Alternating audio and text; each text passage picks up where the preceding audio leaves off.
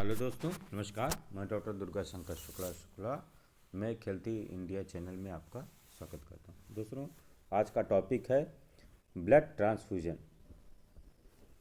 एक एक व्यक्ति का ब्लड दूसरे मरीज के में कैसे चढ़ाया जाता है, या किसी को ब्लड की आवश्यकता है उसको कैसे ब्लड दिया जाता है। जैसे उसका ब्लड लॉस हो गया, या कोई बीमारी है जिसमें ब्लड कम हो जाता है, या ट्रामा हो गया, कोई एक्सीडेंट हो गया, तो अर्जेंट ब्लड की आवश्यकता होती है, तो मरीज को ब्लड देना आवश्यक होता है।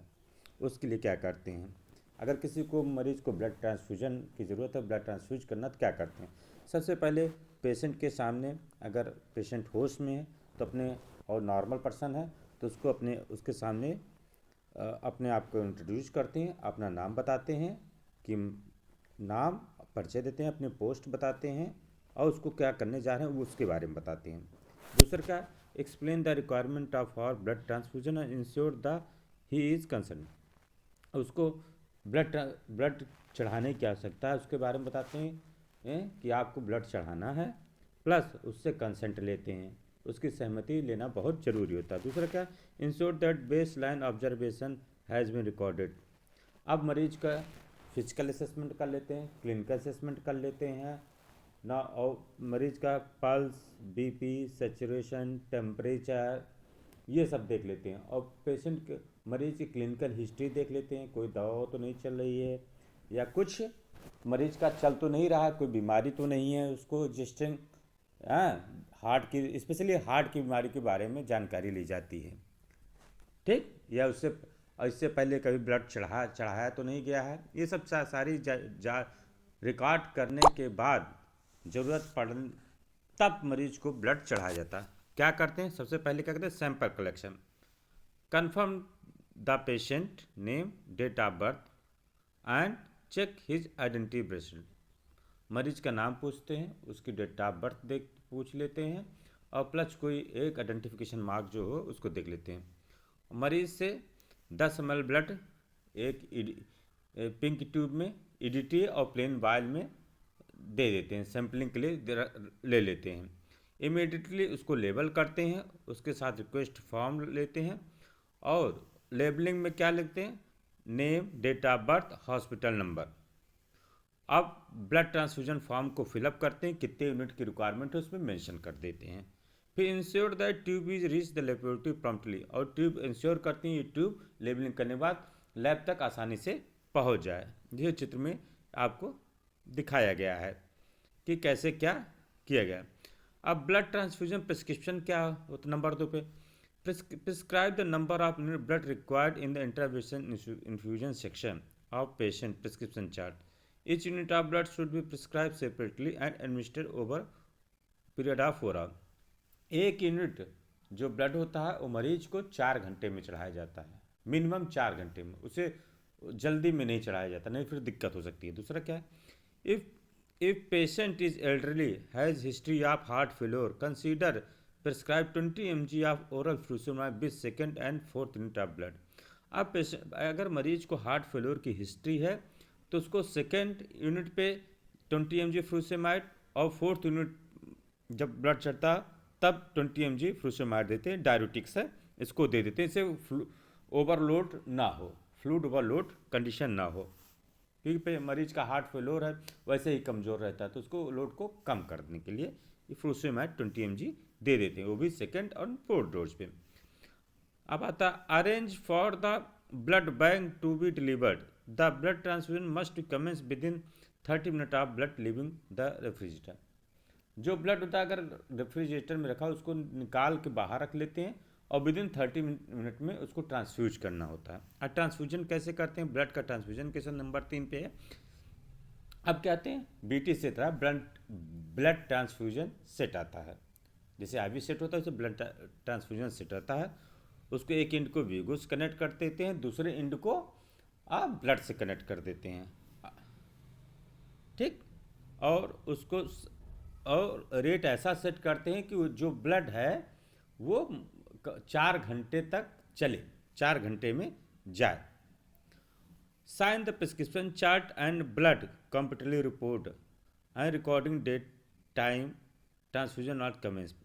Prescription chart and blood compatible report should be sign on your checking colleague.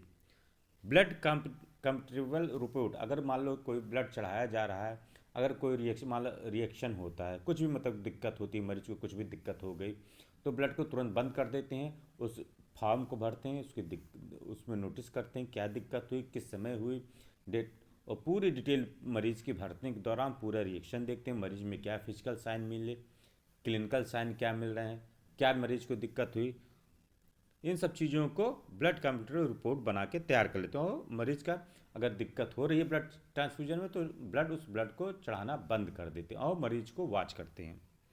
अब आते हैं नंबर 4 पे, पेशेंट जब ब्लड ट्रांसफ्यूजन होता है तो उसमें पेशेंट में क्या क्या मॉनिटर करेंगे, आते देखते हैं। रिकॉर्ड द पेशेंट का पल्स रेट देखेंगे, ब्लड प्रेशर देखेंगे, टेम्परेचर देखेंगे, जब चढ़ाने से पहले, फिर उसके बाद 15 मिनट पे, फिर 30 मिनट पे, फिर उसके बाद आवरली 1 घंटे पे देखते हैं, हर घंटे देखते हैं मरीज का। Ensure that the nursing staff observe the patient for sign of adverse transfusion reaction such as. अब देखते हैं जब चढ़ रहा होता है ब्लड, तो देखते हैं ब्लड चढ़ने के दौरान भी दिक्कतें हो सकती हैं, शुरू में भी हो सकती हैं या चढ़ने के दौरान भी हो सकती हैं, तो ऑब्जर्व करते रहते हैं कि उसका फीवर तो नहीं आ गया, टैकीकार्डिया तो नहीं हो रहा है, बीपी कम तो नहीं हो रहा है, कोई रैसेस तो नहीं आ गए शरीर में, nausea, chest pain, shortness of breath, सांस तो नहीं फूलने लगी। इस टाइप के साइन को जब ब्लड चढ़ रहा था तो एक नर्सिंग स्टाफ इसको वॉच करता रहता है, ये ज़रूरी भी है, नहीं तो फिर मरीज को दिक्कत हो सकती है। अब आते हैं कॉम्प्लिकेशन, मरीज को दिक्कत क्या क्या हो सकती है। जैसे इम्यून सिस्टम के तहत क्या हो सकती है, एक्यूट हीमोलिटिक रिएक्शन हो सकता है, जैसे दोनों का ब्लड ग्रुप सेम नहीं है, मान लो गलत ब्लड ग्रुप का भी हो गया तब दिक्कत हो सकती है। या डिलेड हीमोलिटिक रिएक्शन हो सकता है ड्यू टू रेसस एंड क्लेंडफी इनकम्पेटिबिलिटी, मान लो उसका एंटीजन सेम नहीं है, इस वजह से भी हो सकता है। ये सारे रिएक्शन होते हैं इम्यून के तहत। एनाफिलैक्सिस रिएक्शन हो सकता है। अब आते हैं, मान लो इन्फेक्शन में क्या होता है, हेपेटाइटिस, मान लो जो ब्लड है वो हेपेटाइटिस पॉजिटिव है या गलत ब्लड है, HIV, AIDS, other viral agent, bacteria, parasite, इस टाइप के इन्फेक्टेड ब्लड आ गया है, उसको भी वॉच करते रहते, हो सकता है इसकी वजह से भी दिक्कत हो सकती है। ये बाद में पता लगता है जो सैम्पलिंग कराते क्या दिक्कत है उसमें। कार्डियोवैस्कुलर में क्या होता है, जैसे पेशेंट लेफ्ट वेंट्रिकुलर फेलोर है और हमने तेज़ी से ब्लड चढ़े, ओवरलोड में हो गया। कॉम्प्लिकेशन ऑफ मैसिव ट्रांसफ्यूजन, अगर मान ली 10 यूनिट से ज़्यादा चढ़ गया, उसका क्या दिक्कत होता है, हाइपोथर्मिया हो सकती है, मरीज का टेम्परेचर कम हो सकता है, कोगुलोपैथी हो सकती है, एसिड बेस डिस्टर्बेंस हो सकता है, हाइपरकलेमिया हो सकता है, साइटोटॉक्सिसिटी हो सकती है, आयरन ओवरलोड हो सकता है। अदर्स में एयर एम्बोलिज्म हो सकता है और थ्रोम्बोफ्लेबाइटिस हो सकता है। ये सारे मतलब एडवर्स रिएक्शन हो सकते हैं ब्लड ट्रांसफ्यूजन के। दोस्तों, जो ब्लड होता है उसके लिए हम लोग 20 गेज या 18 गेज, अगर अच्छी वेन है तो उसके लिए निडल को सिलेक्ट करके उस वीगो को डाल देते हैं। फिर से बता रहे हैं मैं आपको, उसमें BT सेट को कनेक्ट करके और ब्लड में दूसरा एंड लगा देते हैं और मरीज को ऑब्जर्व करते रहते हैं, कोई दिक्कत तो नहीं हो रही है। अब आती है बात, ब्लड कहाँ बनता है, ब्लड बोन के बोन मैरो में बनता है। और कौन कौन सा ब्लड चढ़ाया जाता है मरीज को, होल ब्लड चढ़ाया जा सकता है, प्लेटलेट चढ़ाई जा सकती है, FFP चढ़ाई जा सकती है, ये सारे चीज़ें मरीज को चढ़ाई जा सकती हैं और चढ़ाई जाती हैं। और जब ब्लड चढ़ाने से पहले मरीज जो भी चाहे खा सकता है और चढ़ाने के बाद भी खा सकता है।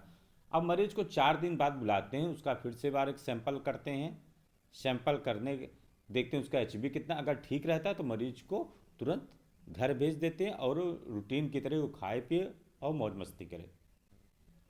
दोस्तों, अगर मरीज को ब्लड ट्रांसफ्यूजन के दौरान मान लो कोई दिक्कत आ गई, जैसे फीवर आ गया, कपकपी लग रही है, चिल्स जिसको कहते हैं, या उसका रैसेज हो गए, तो उसको क्या करते हैं, पैरासीटामोल की टैबलेट दे देते हैं, वो खाए, और फिर उसको एंटी हिस्टामिनिक ड्रग दे देते हैं जो चित्र में दिखाया गया।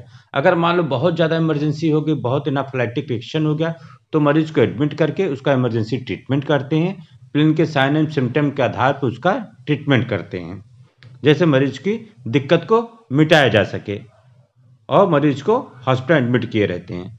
दोस्तों, अगर आपको मेरा वीडियो पसंद आया हो तो कृपया चैनल को सब्सक्राइब कर दें। वीडियो देखने के लिए आपका बहुत बहुत धन्यवाद।